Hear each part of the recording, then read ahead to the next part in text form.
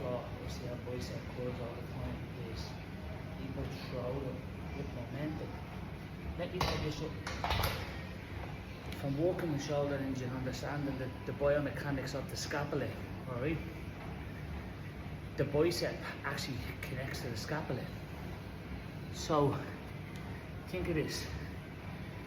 Imagine you having a shoulder injury, right? Or some kind of injury.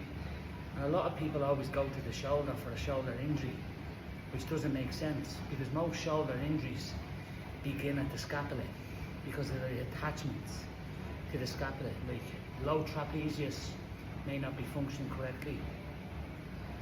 Serratus anterior, which you have 3 of them, which attaches your rib cage to your scapula, could be switched off.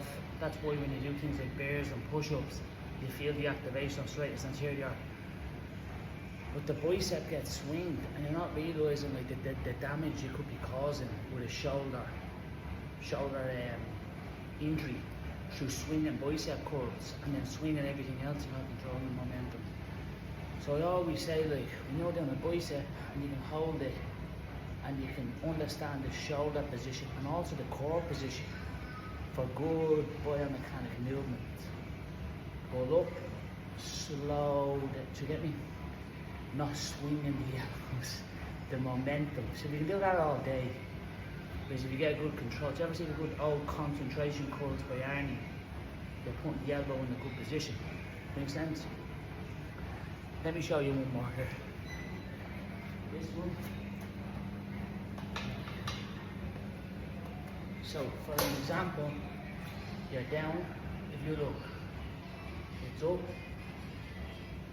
it's slow down. It's up, slow down.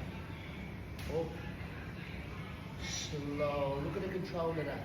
Eccentric face, concentric, eccentric. Because you have to remember, I personally see all this stretching and fancy stuff and recovery stuff. If you just address and fix your biomechanics, the study of human movement, how muscles function together, functional anatomy, what's involved in movement, and you understand that, and a coach does, and sets you up with a good training program, you shouldn't really be getting injured.